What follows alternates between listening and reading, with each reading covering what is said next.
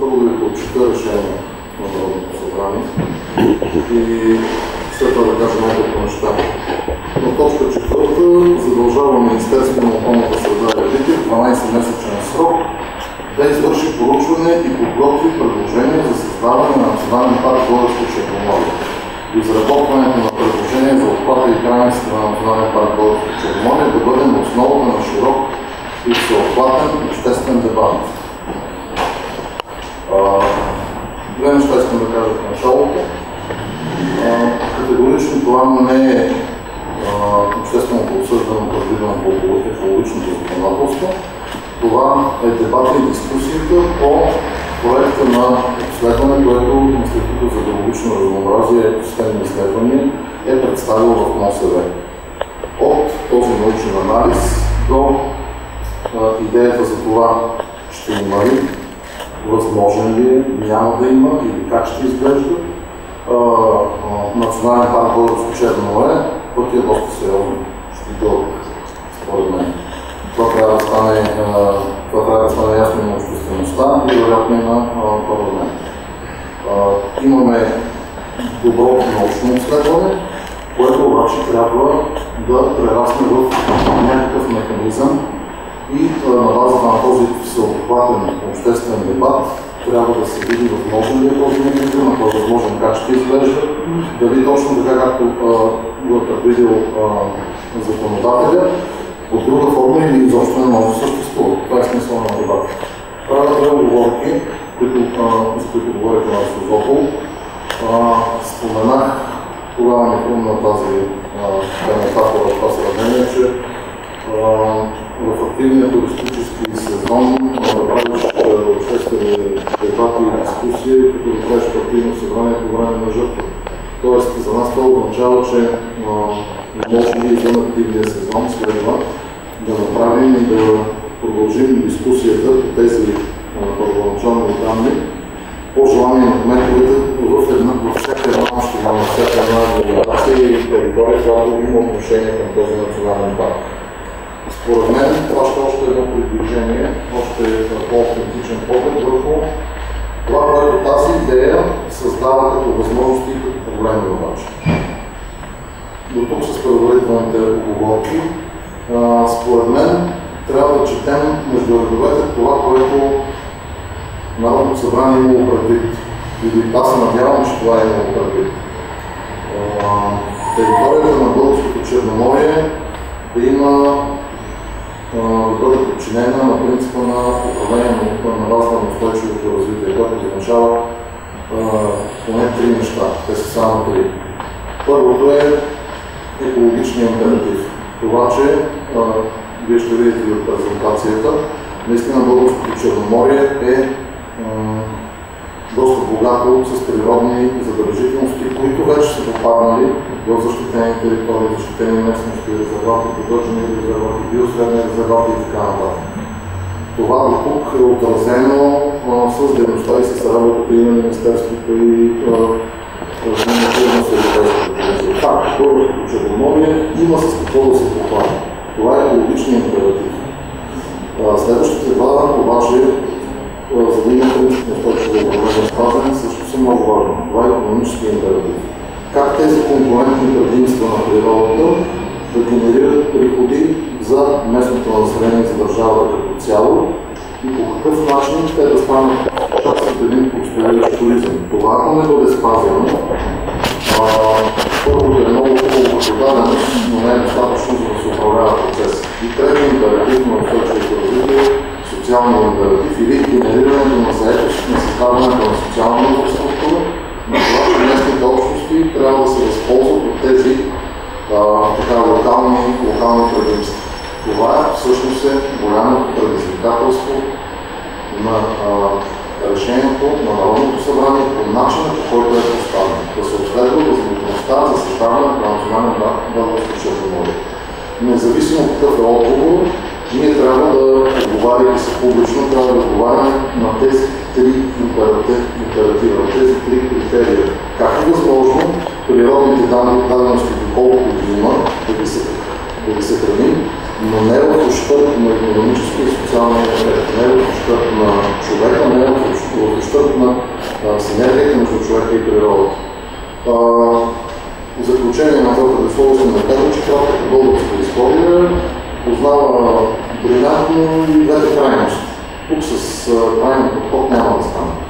Двете крайности са един прекомерен антропогенен натиск или да речем застрояване или неустойчиво урбанизиране на територии, които бъдат очите на всички, а дори това е една зелена теза, че трябва да има места, които са недокоснати от човешки прах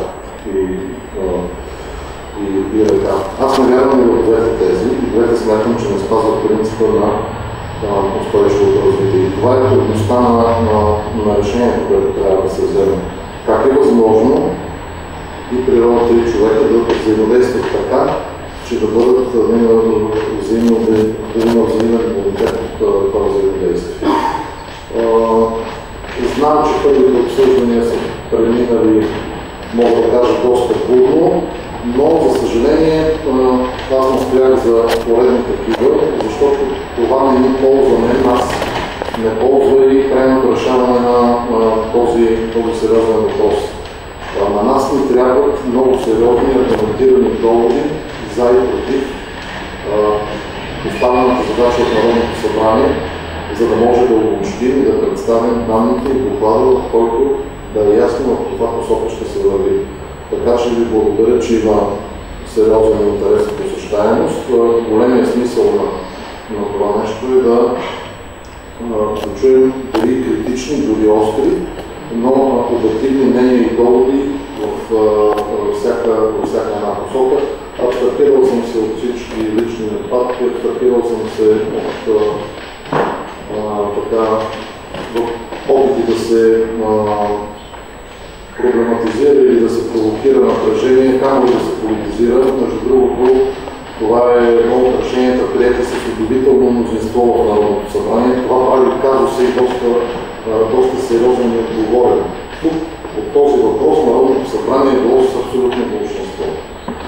Сега нашата задача обаче, защото ние сме една парламентарна република, но нашата задача е да покажем възможно ли е изпълнението на тази задача на Народното събрание, как е възможно, къде са проблемите и на каква посока да се върви. Това е доста сериозен проблем и предизвикателство, които ние сами като министерство няма да може да свършим. Затова ни трябват обективните мнения на кметове, на общини, граждани, собственици на зелени организации и затова смятам, че този път е малко по-дълъг, тъй като не е работа само на правителството да го извърви. Благодаря ви. Тук са директора на дирекция Михаил Михайлов, тук са нашите експерти. Може да става аз нещо? Така, не мога. Да. Уважаеми господин заместник-министър, уважаеми дами и господа, тук много често се спомена Народното събрание. Да, ние сме парламентарна република, но нека да не злоупотребяваме Народно събрание. Изрично пише: с решение на Народно събрание, прието на 11 юли 2013 година, Министерството на околна среда и водите бе задължено в 12-месечен срок да извърши проучване и подготви предложение за създаване на национален парк Българско Черноморие. Днеска сме 15 юли 2014 година.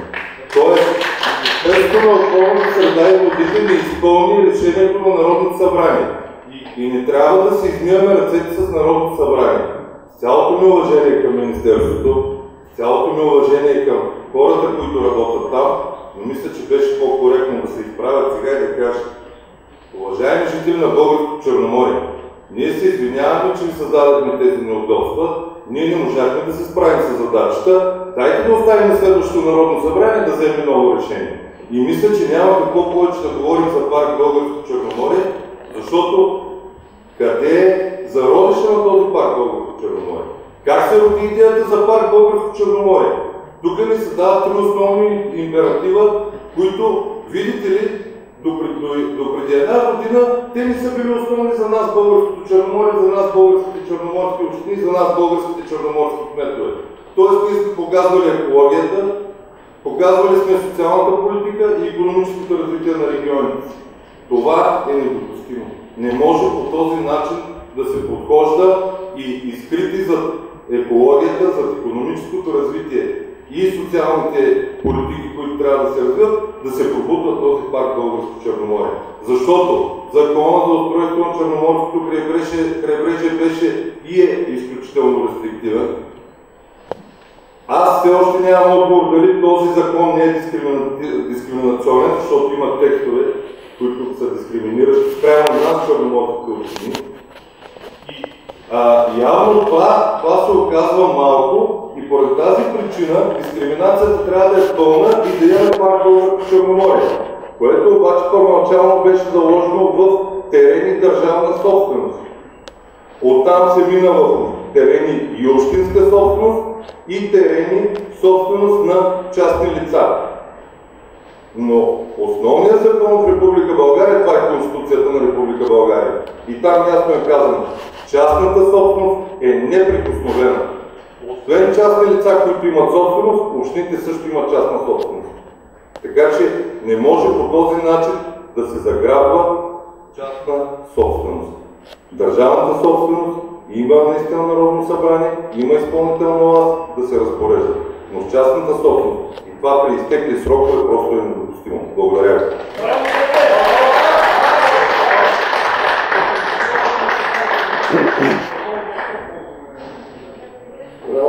Трябва да определим водещ. Аз в Созопол предложих аз да съм водещ и да давам думата и все пак да вървим в някакъв проект. Добре, само господин Канарев. Господин Алексеев, благодаря ви. Вие говорите по процедура, но всъщност направихте изказване. Така че може да приемем, че Народното събрание ако искате да направим следното, да се разберем за някакъв дневен ред, който включва презентацията и след това да започне дискусията, или пък да дадем възможност вие по процедурата искате да се изкажете и тогава да минем към дневния ред. Добре.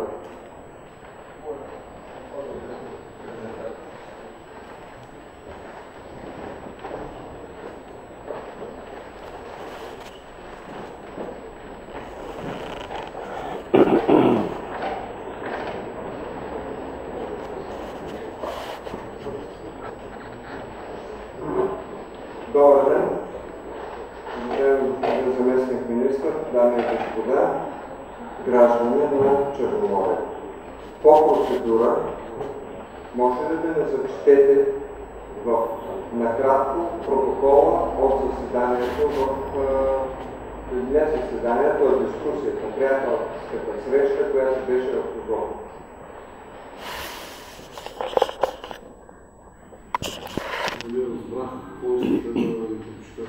Като резюме от протокола, който беше воден в Созопол.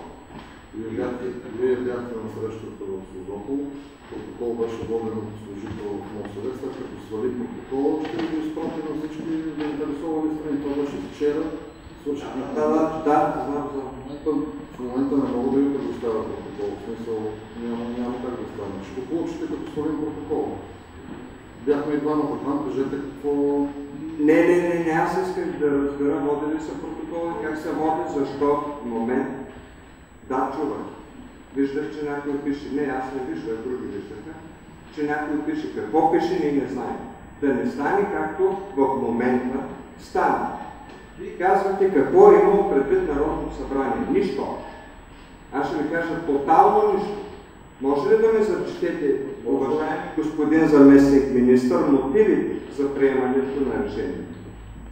Давайте по процедурния. Не можете, защото няма мотиви. Давайте процедурния въпрос. Ето го процедурния въпрос. Давайте процедурния въпрос. Процедурният въпрос беше за протокола, да не стане така, както в момента стават манипулациите. В решението на Народното събрание няма мотиви. Разбрах ви. Така, щом няма мотиви, нищо не му е било в главата на Народното събрание. Абсолютно нищо. В комисиите дебати никакви. Единствено само нашето предложение, нашето становище. Така че, другото предложение. Не вменявайте Нещо, което не съществува в решението като първа, втора и трета точка. Няма такова нещо. Те не са мислили, са го приели. Добре. Приемаме, че едно решение, което е нито обмислено, нито мотивирано, нито нищо. Там нататък няма смисъл, тъй като е изтекал срока, да се провеждат повече срещи, презентации. Така че... Няма го вече това решение, разберете го това решение. Ние в момента си говорим, само е така да се намираме на приказки. Няма го това решение. В момента решението наистина прави. Разбрахме на процедура. Продължаваме напред. Сега ще ви говорим. Срока няма решение. И аз ви казвам, че и самото решение няма и мотив. Обсъждане, на което много повече хора бяха в тази зала. Вие ни присъствахте. Решите, че ще има второ обсъждане, но това е друг. Как се е случило това второ? Не, ако искате от микрофона, първо да отговоря на господин Тодор Георгиев и след това, ако искате ви вземете отношение. Протокол се води господин Георгиев, няма проблеми вие да водите протокол. След като снемем протокола от нашите служители, всички присъстващи ще го получат. Не ме карайте да давам квалификации дали е било глупаво, тъпо или необмислено решението на Народното събрание. Това трябва... След като е изтекал срока, ние трябва да представим доклад. Аз не желая да представим доклад единствено и само на базата на научните изследвания. Аз искам да представим доклад пред парламентарната комисия по околна среда, който е свързан и е на базата на всеобхватен дебат. Ако вие искате да представим само научните данни, окей.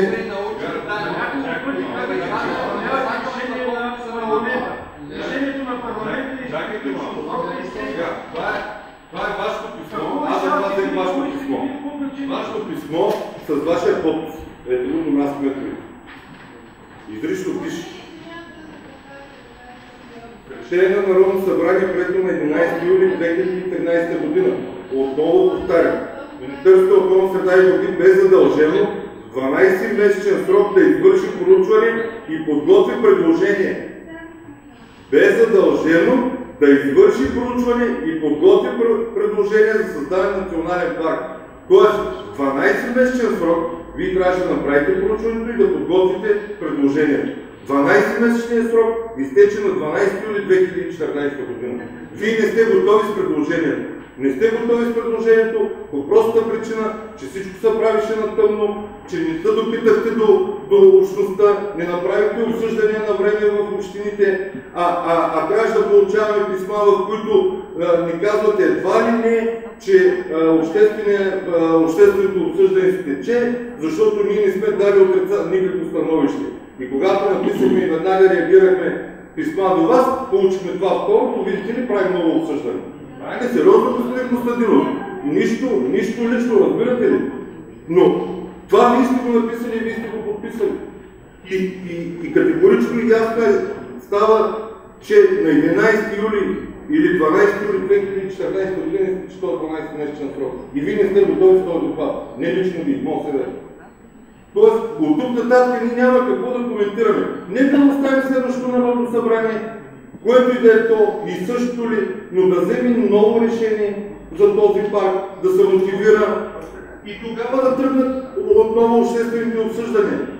Но така, по този начин, да казвате, че едва ли не вие сте задължени да го направите, вие вашето задължение е отпаднало, защото срока е изтекал. Благодаря.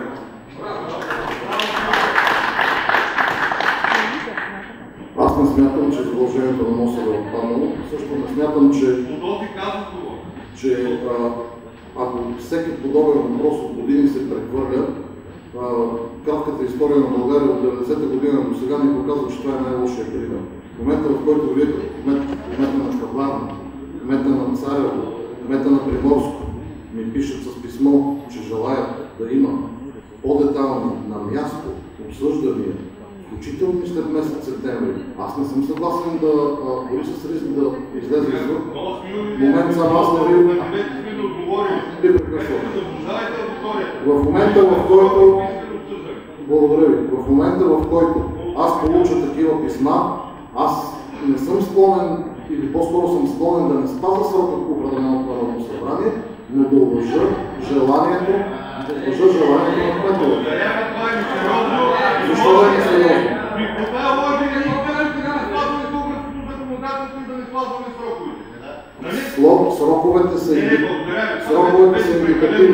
Сроковете са индикативни, не са преклузивни. Ваше право е да не участвате в тази дискусия. Това си е ваше право. Добре, това е ваше право. Не можете, вие сте от медия, съжалявам. Това... Естествено, че е легитимно. Според вас, легитимно ли е да се чуе представителите на местните общности и общини какво мислят? Това не... Това... Преди това обещахте по места. Нямаме съвсем. Можахме да сме на време. Нямаме, може да намерим къде се намира тази областна администрация. Ние сме съвсем друго място. Защо не толкова на нас? Това вече е сериозен довод. Вие малко закъсняхте. В работно време, в работен ден, точно така. Викайте на 100 км да дойдем да правим дискусия. Как става това нещо? Това е среща с местните хора. Не е среща с местните. Среща е с местните, които евентуално с всички трудности ще дойдат тук. Това е неуважение към местните. Мога ли да ви отговоря веднага? Искам да ви кажа, че аз съм Господинов и съм председател на инициативен комитет на жители от община Бяла. Но за един час сме събрали над 200 подписа и становища против този факт.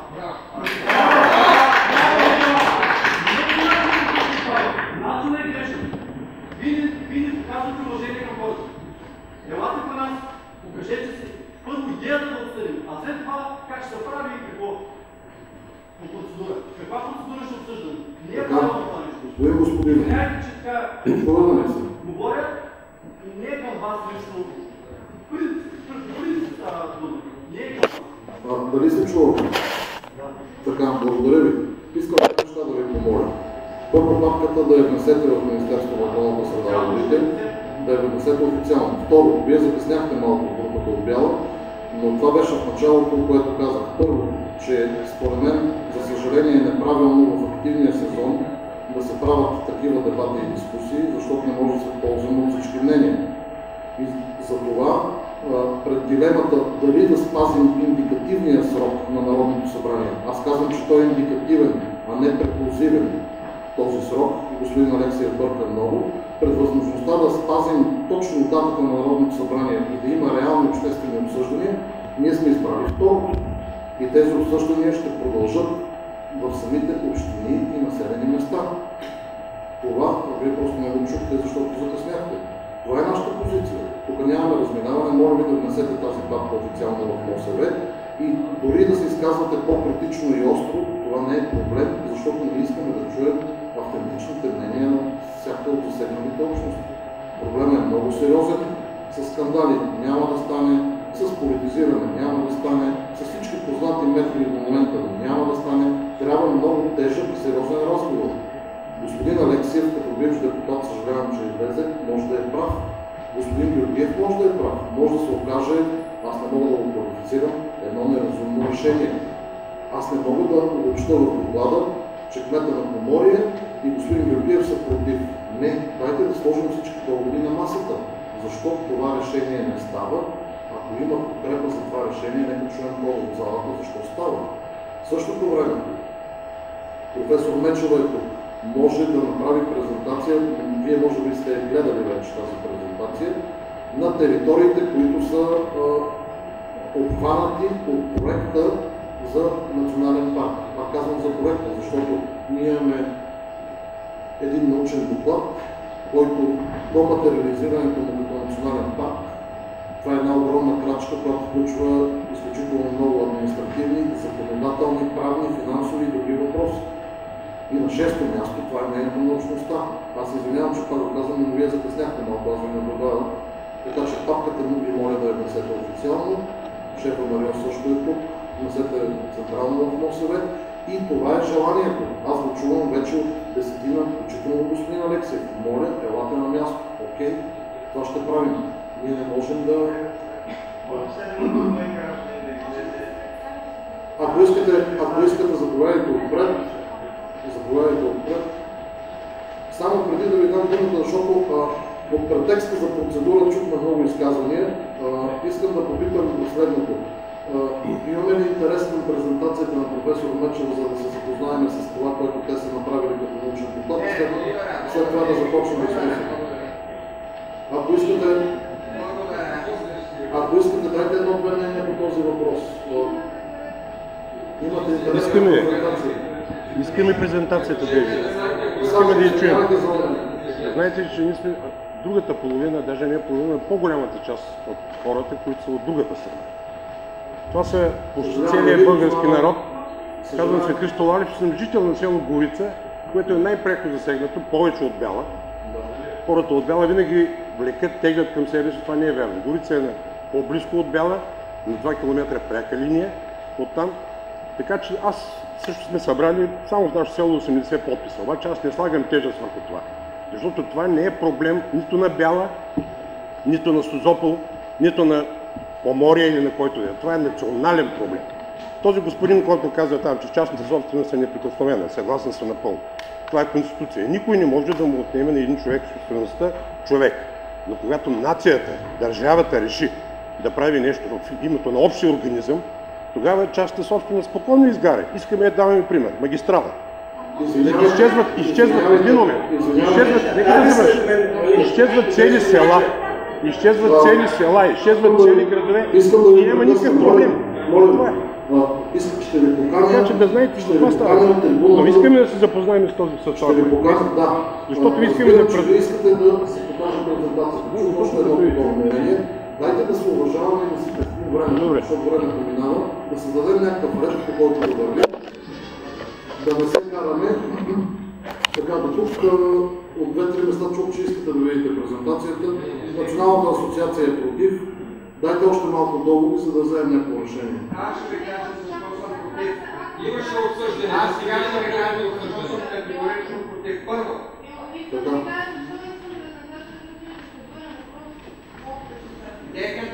По презентация. Поиска доводи защо съм против. Добре. Против съм, защото първо Защото не вземе. никаква Научна. доклад. Първо трябваше да бъде, прочетете пак, ако обичате, решението на Народното събрание. И вие в Созопол се съгласихте. Ама днеска май забравя. Какво трябваше да направи? Проучване. Точка. Не сме дошли още до момента, когато трябва да се правят някакви презентации, някакви доклади. Кой Георгиев да ви кажа две неща.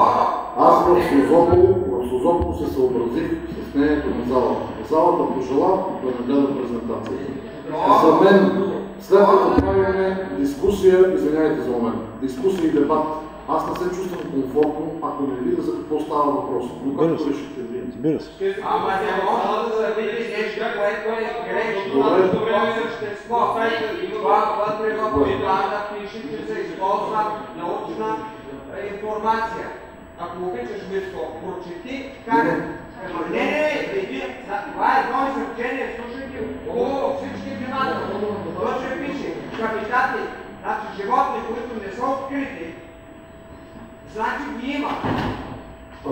Нека да ви дам думата за изказване, когато дискутираме. Моля ви. Знаете ли, че на хотелите в Слънчев бряг отгоре има зелени водорасли? Знаете ли, че в басейните в Слънчев бряг има дюни? Вътре в басейните. Това е погрешна информация. И вие това нещо ще ми го налагате, да го гледаме с другите. Една лъжа няма как да стане. Така, уважавам вашето мнение. То не е мене. Аз говоря за факти. То е написано вътре. Идете и го вижте. Ако го отворите... Добре, разбрате. Уважавайте другите хора в залата, не може да говорите само мнение. Чудесно. Добре. Не, това няма нищо научно вътре. Господин Георгиев. Нищо научно не може да говорите само вие. Изрази своето отношение към човека в Сухото. Тя ненавижда хора. Благодаря ви. Имаше опит да Благодаря ви. Явно нямате уважение към хората, които сме тук и заснемат.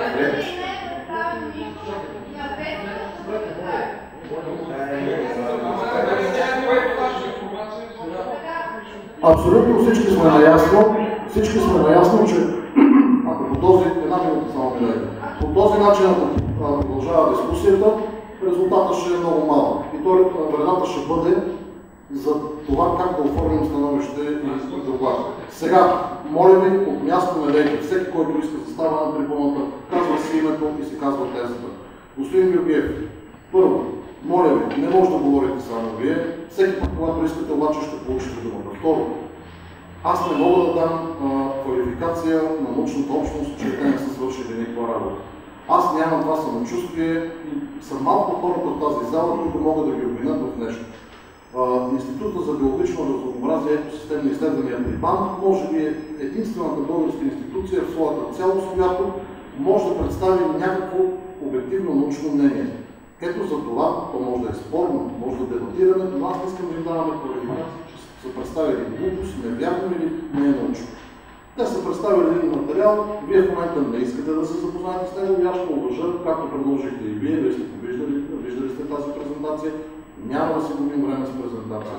Всеки, който поиска, може да се запознае и на страницата на МОСВ, може в работни срещи да ги слушате. За мен това не е правилен подход, но ние сме тук гости, вие сте домакини. Така че ви избирате начин. Така, извинявайте, на вас ще дам думата веднага след господина, защото вървим към изчистване все още на процедурата. Ние не сме хванали бика за рогата. Ние все още не говорим по същество по проблемите. Тук има представители от община Бургас, от администрацията. Имаше и още кметове, мисля, че видях представители на администрации. Има и от структури на гражданското общество, тук са от БАН, така че имаме да си кажем няколко неща. Заповядайте, моля. Извинявайте.